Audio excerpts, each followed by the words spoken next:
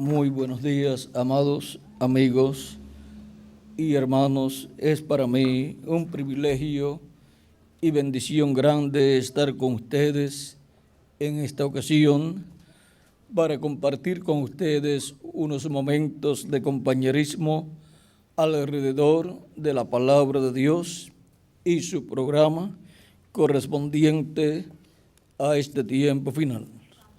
Para lo cual quiero leer en Romanos capítulo 8, versos 28 en adelante, esta carta del apóstol San Pablo. Romanos capítulo 8, versos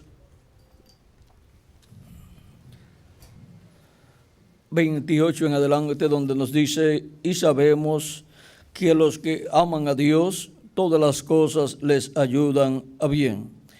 Esto es a los que conforme a su propósito son llamados, porque a los que antes conoció también los predestinó para que fuesen hechos conforme a la imagen de su Hijo, para que Él sea el primogénito entre muchos hermanos. Y a los que predestinó, a estos también llamó. Y a los que llamó, a estos también justificó. Y a los que justificó, a estos también glorificó. ¿Qué pues diremos a esto? Si Dios es por nosotros, ¿quién contra nosotros? El que no escatimó ni a su propio Hijo, sino que le entregó por todos nosotros, ¿cómo no nos dará también con Él todas las cosas? ¿Quién acusará a los escogidos de Dios? Dios es el que justifica. ¿Quién es el que condenará? Cristo es el que murió, más aún el que también resucitó, el que además está a la diestra de Dios, el que también intercede por nosotros. ¿Quién nos separará del amor de Cristo? Tribulación, o angustia, o persecución, o hambre, o desnudez, o peligro, o espada. Como está escrito: por causa de ti somos muertos todo el tiempo. Somos contados como ovejas de matadero. Antes, en todas estas cosas somos más que vencedores por medio de aquel que nos amó. Por lo cual estoy seguro que ni la muerte, ni la vida, ni ángeles, ni principados, ni potestades, ni lo presente, ni lo porvenir, ni lo alto, ni lo profundo, ni ninguna cosa creada nos podrá separar del amor de Dios, que es en Cristo Jesús, Señor nuestro. Amén. Todas las cosas obran para bien. Pueden tomar asiento si tienen la bondad. Conforme a la enseñanza de San Pablo, todas las cosas obran para bien. El hecho de que nosotros nos encontremos en este planeta Tierra viviendo en cuerpos mortales, todo eso también obra para bien. Al estar en estos cuerpos mortales, corruptibles y temporales, el atributo de Dios de Salvador es manifestado. Por eso hay cosas que Dios se permite y da lugar a que se manifiesten los atributos divinos. Por lo tanto, la situación del ser humano en el huerto del Edén y su caída, en todo, vean ustedes, ha obrado para bien porque se han manifestado los atributos divinos. Aunque los problemas momentáneamente son malos, pero vean ustedes, para los hijos de Dios todo obra para bien. El problema de la caída del ser humano ha obrado para bien para nosotros, aunque nos encontramos en estos cuerpos mortales, corruptibles y temporales, pasando por una etapa difícil, pasando por una experiencia única, en donde lo que está dentro de nuestra alma surge y expresa nuestro amor hacia Cristo, hacia Dios. Amén. Y Cristo expresa su amor hacia nosotros. Amén. Ahora podemos ver cómo el amor de Dios ha sido expresado hacia sus hijos. Por ejemplo, tenemos en San Juan capítulo 3, verso 14 en adelante, dice: y como Moisés levantó la serpiente en el desierto, así es necesario que el Hijo del Hombre sea levantado. Para el tiempo de Moisés, cuando el pueblo actuó incorrectamente delante de Dios, vino juicio divino y serpientes venenosas mordían a los hijos del pueblo hebreo, a los hebreos, y morían.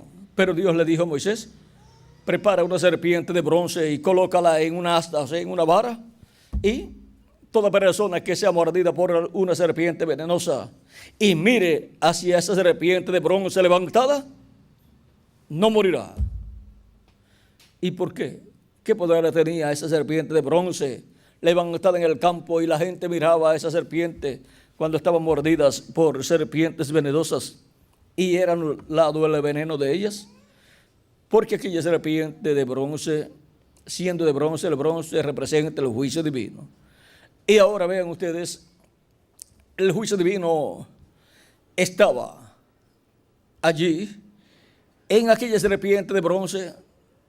O sea que en la serpiente de bronce el juicio divino estaba colocado. Por lo tanto, la persona que miraba a la serpiente de bronce, el pecado y el juicio divino que estaba sobre la persona pasaba a la serpiente de bronce. Porque el bronce y la serpiente de bronce nos habla del juicio divino, del pecado ya juzgado. Y ya estaba en tipo y figura el pecado del pueblo hebreo juzgado en la serpiente de bronce. Y ahora vean ustedes cómo la persona quedaba libre de la muerte y del veneno y de la muerte al mirar a la serpiente de bronce. Algunos no miraban y se morían, otros miraban y vivían. Y la serpiente de bronce representa a Cristo muriendo en la cruz del Calvario, y por cuanto es una serpiente de bronce la que Moisés levantó, eso demuestra el juicio divino ya juzgado en Jesucristo nuestro Salvador. Por lo tanto, el pecado ya juzgado en Cristo, nuestro pecado fue juzgado en Cristo.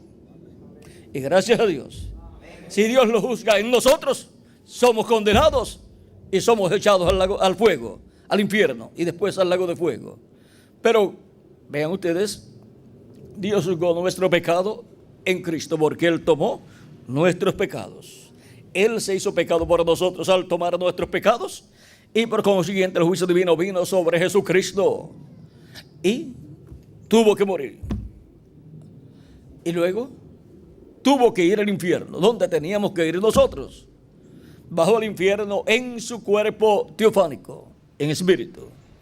Y allí les predicó a las almas encarceladas que estaban en el infierno, los que fueron desobedientes en el tiempo de Noé.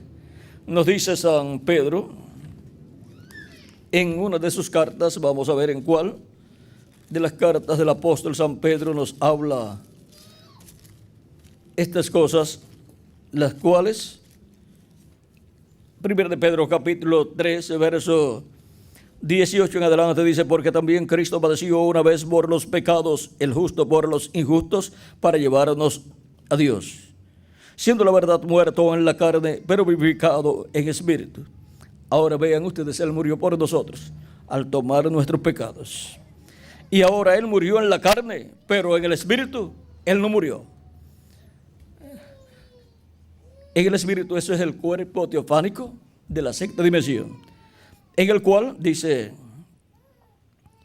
en el cual fue y predicó a los espíritus encarcelados, a las personas que estaban allá en el infierno, en sus cuerpos, en sus espíritus de esa quinta dimensión, los que en otros tiempos desobedecieron cuando una vez esperaba la paciencia de Dios en los días de Noé. O sea que eran las personas que vivieron en el tiempo de Noé y fueron desobedientes, no escucharon la voz de Dios a través del profeta Noé. los que en otro tiempo desobedecieron, cuando una vez se esperaba la paciencia de Dios en los días de Noé, mientras se preparaba el arca, en la cual pocas personas, es decir, 8, fueron salvadas por agua. Vean ustedes, Noé predicaba y continuaba construyendo el arca y anunciando que vendría un diluvio. Era una cosa aparentemente imposible, pero Dios dijo que vendría un diluvio y vendría ese diluvio. Pueden decir, pero ya Noé lleva 20 años predicando lo mismo y no sucede. La paciencia de Dios extendida, y por eso no venía. Pero la paciencia de Dios estaba extendida ¿por causa de quién? Por causa de Noé. La paciencia de Dios esperaba en los días de Noé, mientras él construía el arca. Porque si enviaba el diluvio sin Noé terminar el arca, pues también moriría Noé y su familia. O sea que la paciencia de Dios y misericordia de Dios estaba extendida a Noé. Y por consiguiente, el diluvio no podía venir hasta que Noé terminara la construcción del arca y entrara al arca y Dios cerraría la puerta. Como luego sucedió. Cuando terminó el arca, Dios le dijo, de aquí a 7 días traeré el diluvio. Entra tú y tu familia y los animales y las aves al arca. Y todos entraron y Dios cerró la puerta y vino el diluvio. El día 7, el diluvio llegó. Pero la gente no conocía. Estuvieron 100 o 120 años escuchando la predicación de Noé. Y vean, con 100 años, digamos, de predicación, ninguno se convirtió. La paciencia de Dios estaba esperando por Noé, porque Noé terminara la construcción del arca. Y ahora, desde los días de Jesús y los apóstoles, se está predicando que viene el fin del mundo, que viene el juicio final, que viene la gran tribulación, que vienen todos estos juicios divinos. Se está predicando de que los juicios de la gran tribulación vendrán para la raza humana. Y ya van alrededor de 2000 años, más o menos, aproximadamente. Y no ha sucedido. Y algunas personas dicen, pero si eso lo están predicando desde allá, desde el tiempo de los apóstoles, y el mismo Jesús habló, y todavía no ha llegado. ¿Por qué? Porque Cristo está construyendo su iglesia, su templo espiritual, y no puede traer el juicio divino sobre la raza humana hasta que no complete su iglesia, que está compuesta por los redimidos por la sangre de Cristo, los cuales tienen sus nombres escritos en el cielo, en el libro de la vida del Cordero. Y vean ustedes, todo obra para bien. Y gracias a Dios que no ha venido el juicio divino sobre la raza humana. La gran tribulación no ha llegado sobre la raza humana todavía, y todavía nosotros estamos aquí vivos, trabajando en la obra de Cristo y llevando el mensaje por todos los lugares y recibiendo su palabra revelada y disfrutando esa palabra revelada. Pero algún día la puerta va a ser cerrada como fue cerrada la puerta del arca. Veamos aquí en el Génesis, donde nos dice que Dios cerró la puerta del arca.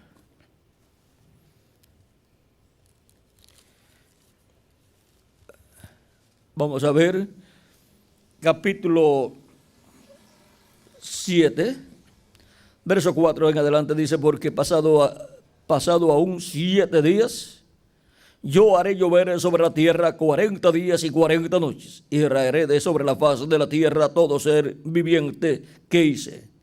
E hizo Noé conforme a todo lo que le mandó Jehová.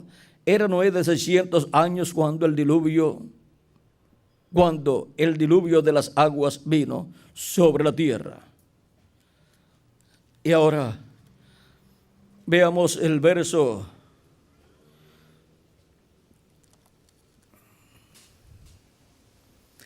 3 en adelante, dice, en este mismo día entraron Noé y Sem y Cam y Jafet, hijos de Noé, la mujer de Noé y las 3 mujeres de sus hijos con él en el arca, ellos y todos los animales silvestres según sus especies, y todos los animales domesticados según sus especies, y todo reptil que se arrastra sobre la tierra según su especie, y toda ave según su especie, y todo pájaro de toda especie. Vinieron pues con Noé al arca de dos en dos de toda carne en que había espíritu de vida. Y los que vinieron, macho y hembra de toda carne, vinieron, como le había mandado Dios, y Jehová le cerró la puerta. ¿Ven cómo Dios cerró la puerta ahí? Y Jehová le cerró la puerta. Y fue el diluvio 40 días sobre la tierra, y las aguas crecieron, y alzaron el arca, y se elevó sobre la tierra. Y subieron las aguas, y crecieron en gran manera sobre la tierra, y flotaba el arca sobre la superficie de las aguas. Y ahora vean en San Lucas, capítulo 13, verso 22 en adelante, dice: pasaba Jesús por ciudades y aldeas enseñando y encaminándose a Jerusalén. Y alguien le dijo: Señor, ¿son pocos los que se salvan? Y él les dijo: esforzaos a entrar por la puerta angosta, porque os digo que muchos se procurarán entrar y no podrán. Después que el padre de familia se haya levantado y cerrado la puerta, y estando fuera, empecéis a decir a la puerta, diciendo, empecéis a llamar a la puerta, diciendo: Señor, Señor, ábrenos. Él respondiendo os dirá: no sé de dónde sois. Ven, aquí Cristo muestra que la puerta va a ser cerrada, la puerta de la misericordia, la puerta de la gracia, y Cristo es la puerta. Por lo tanto, Cristo es la puerta de la dispensación de la gracia. Para entrar y obtener salvación, será cerrada esa puerta. Y Cristo ya no estará como el sumo sacerdote en el cielo con su propia sangre haciendo intercesión, porque Él saldrá del trono de intercesión cuando se haya completado el cuerpo místico de Cristo, cuando haya sido llamado y juntado hasta el último de los escogidos y haya sido colocado en el cuerpo místico de Cristo. Ya entonces se habrá terminado la construcción de la iglesia de Jesucristo, de ese templo espiritual. Y entonces la puerta para entrar a esa casa, a la casa de Dios, la iglesia de Jesucristo, se cerrará. Y se cumplirá lo de la parábola de las 10 vírgenes. Vean, en el capítulo 25, verso 10 en adelante, para no leer mucho, dice, hablando de las vírgenes insensatas y de las vírgenes sensatas. De las insensatas dice: pero mientras ellas iban a comprar aceite, vino el esposo, y las que estaban preparadas entraron con él a las bodas. ¿Quiénes entraron con Cristo a las bodas, con el esposo? Las que estaban preparadas, que son las vírgenes prudentes. Las vírgenes prudentes y las vírgenes fatuas representan el cristianismo completo. Una parte es sensato porque recibe el Espíritu Santo y obtiene así el nuevo nacimiento. Otra parte no obtiene el Espíritu Santo, por lo tanto no obtiene el nuevo nacimiento. Por lo tanto no tienen el Espíritu Santo, no tienen aceite en sus lámparas. No tienen el aceite del Espíritu Santo dentro de ellas. Después vinieron también las otras vírgenes diciendo: Señor, Señor. Vamos a ver, verso 10. Pero mientras ellas iban a comprar, vino el esposo, y las que estaban preparadas entraron con él a las bodas, y se cerró la puerta. Ahí tenemos nuevamente, por palabras del mismo Jesús, que la puerta será cerrada, la puerta de entrada a la casa de Dios, a la iglesia de Jesucristo. Después vinieron también las otras vírgenes diciendo: Señor, Señor, ábrenos. Mas él respondiendo dijo: de cierto os digo que no sé, de cierto os digo que no os conozco. Velad pues, porque no sabéis el día ni la hora en que el Hijo del Hombre ha de venir. Ahí tenemos nuevamente la misma situación del tiempo de Noé, que la puerta será cerrada cuando se concluya la construcción del templo espiritual de Cristo. Así como cuando se concluyó la construcción del arca, la puerta fue cerrada. Y ahora será como en los días de Noé, donde la puerta se cerró cuando ya estaba construida el arca. Y ahora San Mateo capítulo 24 versos 36 en adelante dice, aún un poquito antes, verso 34 en adelante de San Mateo capítulo 24 dice, de cierto os digo, que no pasará esta generación hasta que todo esto acontezca. El cielo y la tierra pasarán, pero mis palabras no pasarán. Pero el día y la hora nadie sabe, ni aun los ángeles de los cielos, sino solo mi Padre. Más como en los días de Noé, así será la venida del Hijo del Hombre. ¿Ven cómo compara nuestros días? Los días de la venida del Hijo del Hombre para este tiempo final los compara con los días de Noé. Veamos bien los días de Noé cómo fueron. Dice, porque como en los días, más como en los días de Noé, así será la venida del Hijo del Hombre. Porque como en los días antes del diluvio estaban comiendo y bebiendo, casándose y dándose en casamiento, hasta el día en que Noé entró en el arca. Y no conocieron, y no entendieron. ¿Qué no entendieron? El programa de Dios para el tiempo en que estaban viviendo. Y no comprendieron que esos juicios que Noé decía que vendrían, ese diluvio, eso era palabra verdadera de Dios. Pero ellos no comprendían cómo un hombre que ya llevaba unos 100 años predicando, que lo que estuviera predicando fuese la verdad. Ellos no comprendían que la misericordia de Dios estaba extendida a causa de que Noé no había terminado la construcción del arca, y si venía el diluvio antes de Noé terminar el arca, moriría Noé también. El profeta dispensacional que estaba anunciando ese juicio. Y ahora podemos ver el por qué. Para este tiempo no ha llegado todavía el juicio de Dios, la gran tribulación donde los juicios divinos van a caer sobre la raza humana. Aunque desde los tiempos de Jesús y de los apóstoles se está anunciando que viene el juicio de Dios sobre la raza humana. Es porque Cristo está construyendo su iglesia, su templo espiritual.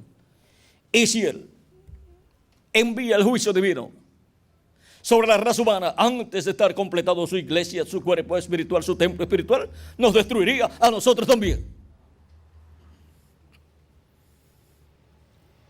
Sigue diciendo, y no entendieron hasta que vino el diluvio y se los llevó a todos. Así será también la venida del Hijo del Hombre. Ahí podemos ver este misterio de la venida del Hijo del Hombre. El verso 44 también nos dice, por tanto también vosotros estad preparados, porque el Hijo del Hombre vendrá a la hora que no pensáis. Ahora podemos ver lo importante que es estar preparado, escuchando la voz de Cristo, la voz de Dios, para el tiempo que nos ha tocado vivir. Como las personas que vivieron en el tiempo de Noé, antes de venir el diluvio, las personas tenían que estar escuchando la voz de Dios por medio del profeta Noé, porque ese era el profeta para aquel tiempo y era un profeta dispensacional. Era el que tenía el mensaje de Dios, de la revelación de Dios para el pueblo, aunque era un hombre sencillo. Y aunque tenían muchas religiones en aquel tiempo y muchos grandes líderes religiosos, el hombre de Dios era Noé. Hubo muchos ministros, pero hubo un profeta verdadero de Dios. Y a ese era al que el pueblo tenía que estar escuchando. Y todos los ministros de aquel tiempo, con todas sus congregaciones, estaban llamados a estar escuchando a ese profeta. Porque esa era la voz viviente de Dios. La voz de Dios hablándole las cosas que iban a suceder en aquel tiempo. Y ahora hemos llegado al tiempo más glorioso de todos los tiempos, un tiempo paralelo al tiempo de Noé, para el cual Cristo dice en Apocalipsis capítulo 22, verso 16, yo Jesús he enviado mi ángel para daros testimonio de estas cosas en las iglesias. Y así En ese tiempo final, los hijos de Dios, la iglesia del Señor Jesucristo estará escuchando la voz de Cristo por medio de su ángel mensajero, dando testimonio de todas estas cosas que deben suceder pronto en este tiempo final. Y así siendo preparados para ser transformados en este tiempo e ir con Cristo a la cena del boda del Cordero. Y así evitaremos pasar por los juicios de la gran tribulación. Apocalipsis capítulo 22, verso 6 también nos dice de este ángel: y me dijo, estas palabras son fieles y verdaderas, y el Señor, el Dios de los espíritus de los profetas, ha enviado su ángel para mostrar a sus siervos las cosas que deben suceder pronto. ¿Para qué lo ha enviado? Para mostrar a sus siervos las cosas que deben suceder pronto. Por medio de este ángel mensajero, el ángel del Señor Jesucristo, es que los hijos de Dios estarán escuchando la revelación de todas las cosas que deben suceder pronto en este tiempo final. Y estarán así siendo llamados, juntados y preparados para ser transformados y escapar del juicio divino que ha de venir sobre la raza humana. ¿Y cómo vamos a escapar? Al ser transformados. Después nos iremos con Cristo a la cena del boda del Cordero, la casa de nuestro Padre Celestial, en donde nos están esperando en una gran fiesta que tiene Dios preparada allá en el cielo, en esa dimensión celestial. Así es que allá no llegarán los juicios de la gran tribulación.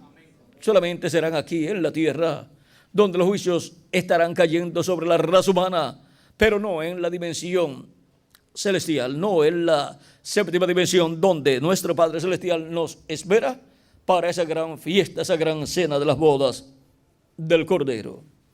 Ahora hemos visto por qué no han caído todavía los juicios divinos de la gran tribulación. No han caído, solamente lo que vemos son dolores de parto, como se dice, dolor de parto, son señales, terremotos por diferentes lugares y guerras y así por el estilo, pero los juicios de la gran tribulación, eso va a ser el juicio divino en toda su plenitud, el día de venganza del Dios nuestro. Y sí, solamente con estos principios de dolores como guerras por diferentes lugares y terremotos por diferentes lugares, es algo terrible, pues cuando azota un terremoto en la nación donde uno vive, eso es terrible para esa nación. O una guerra. ¿Y cómo será entonces la gran tribulación? Será lo más terrible. Ahora, eso será el día de venganza de nuestro Dios. Pero no se preocupen, no estaremos aquí. Estaremos en la cena de la boda del Cordero con Cristo en el cielo, disfrutando esa gran fiesta y recibiendo los galardones por todo lo que hemos trabajado en la obra de nuestro amado Señor Jesucristo. Para nosotros todo obra para bien. Cuando se habla de que los juicios divinos van a caer sobre la tierra, ¿y de qué bien obra eso para nosotros? Pues que Cristo nos va a llevar de aquí, para que no estemos aquí recibiendo los juicios divinos. Nos va a llevar al cielo, a la cena de la boda del Cordero. No obra para bien o obra para bien. Obrará para bien, porque nos llevará a un lugar seguro, a la casa de nuestro Padre Celestial. Esto está profetizado también en el Antiguo Testamento, allá en Isaías capítulo 26, donde nos dice, capítulo 26, verso 20 al 21 de Isaías, dice: anda, pueblo mío, entra en tus aposentos, cierra tras ti tus puertas, escóndete un poquito, por un momento, en tanto que pasa la indignación, o sea, la gran tribulación. Porque he aquí que Jehová sale de su lugar para castigar al morador de la tierra por su maldad contra él. Y la tierra descubrirá la sangre derramada sobre ella y no encubrirá ya más a sus muertos. Ese es el juicio de la gran tribulación, que durará 3 años y medio. Pero él nos dice: pueblo mío, entra en tus aposentos, cierra tras ti tus puertas, escóndete un poquito, por un momento, en tanto que pasa la indignación, o sea, por 3 años y medio.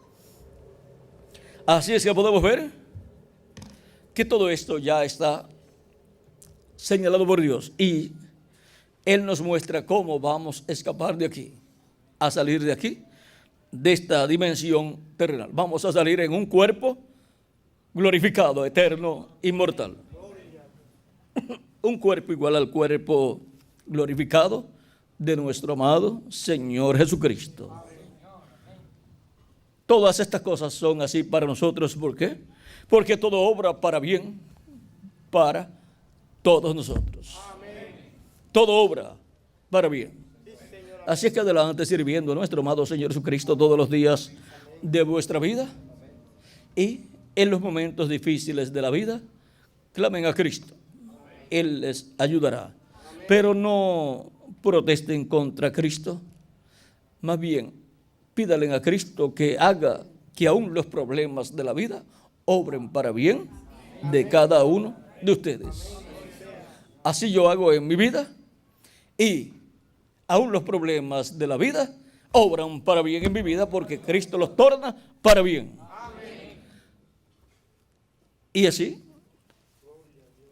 estarán siempre recibiendo las bendiciones de nuestro amado Señor Jesucristo. Adelante siempre sirviendo a Cristo. Vuestras faltas, errores y pecados confesados a Cristo y echados en la sangre de Cristo, y así son quitados de ustedes y están justificados delante de Dios. ¿Qué significa estar justificados? Estar como si nunca en la vida hubiesen pecado. Vean el poder de la sangre de Cristo. Nos limpia de todo pecado y quedamos justificados, porque desintegra el pecado. No lo cubre, sino que lo desintegra, lo desaparece, y ni Dios lo encuentra. ¿Por qué? Porque para eso ha sido la sangre de Cristo derramada, para quitar el pecado de todos los hijos e hijas de Dios. Aún la muerte de Jesucristo, ven ustedes, obró para bien de nosotros y para bien suyo. Pero ¿y por qué para bien suyo si murió? Pero él dijo, si el grano de trigo no cae en tierra y muere, él solo queda. Si no moría, estaría en esta tierra caminando desde Jerusalén, caminando por Europa, caminando por Asia Menor, Europa, Norteamérica y la América Latina y todos los lugares, y no encontraría una persona con quien hablar. ¿Por qué? Él dijo, si el grano de trigo no cae en tierra y muere, él solo queda. Quedaba solito, viviendo en este planeta Tierra. Y Cristo no quiere estar solo. Él quiere estar con todos sus hijos. Él no quiere que nosotros muramos. Él quiere que vivamos eternamente. Y quien único podía evitar la muerte nuestra era Jesucristo. Muriendo Él por nosotros, nuestros pecados siendo colocados en Él, Él los tomó y murió por nuestros pecados para que nosotros podamos vivir. No tengamos nosotros que morir, sino que podamos vivir eternamente con Él. Ahora, si el grano de trigo cae en tierra y muere, mucho fruto lleva. O sea, muchos hijos e hijas de Dios iguales a nuestro amado Señor Jesucristo. Hijos e hijas de Dios a imagen y semejanza de Jesucristo, con un cuerpo teofánico de la sexta dimensión, eterno, y con un cuerpo físico, inmortal, incorruptible y glorificado, eterno, igual al cuerpo de nuestro amado Señor Jesucristo. ¿Que seremos iguales a Jesucristo? Claro que sí. Un grano de trigo, cuando es sembrado en tierra, cuando luego nace la planta de trigo y lleva fruto, ¿cómo lleva el fruto? Igual al grano de trigo que fue sembrado en tierra. Y así es para cada persona, para cada hijo e hija de Dios. Será igual a Jesucristo, con un cuerpo eterno, físico y glorificado, y con un cuerpo teofánico eterno también. Ahora vean ustedes cómo todo obra para bien. Hasta la muerte de Jesucristo obró para bien, para todos nosotros. Para los que aman a Dios, todas las cosas obran para bien. Ha sido para mí un privilegio grande estar con ustedes en esta ocasión, dándoles testimonio de que todo obra para bien para los hijos e hijas de Dios. Ahora no se metan en problemas y después vayan a decir, esto va a obrar para bien. Más bien, si los problemas llegan, enfrenten los problemas en la vida, traten de salir de ellos, pero nunca traten de meterse en problemas. Y cuando llegue algún problema, enfrenten los problemas, ore a Cristo y Cristo les ayudará para la solución al problema y para tornar todo en bendición. O sea, hacer que obre para bien. No porque usted quiera meterse en problemas, sino que surgen en la vida algunas veces, pero entonces preséntelos a Cristo para la solución y espere en Cristo y espere que Cristo haga que todo haya obrado para bien, que Él lo haga obrar para bien. Que las bendiciones de Jesucristo en el del pacto sean sobre todos ustedes y sobre mí también. Y pronto todos seamos transformados. Los que faltan por llegar sean llamados y juntados, y se completa así el cuerpo místico de Cristo.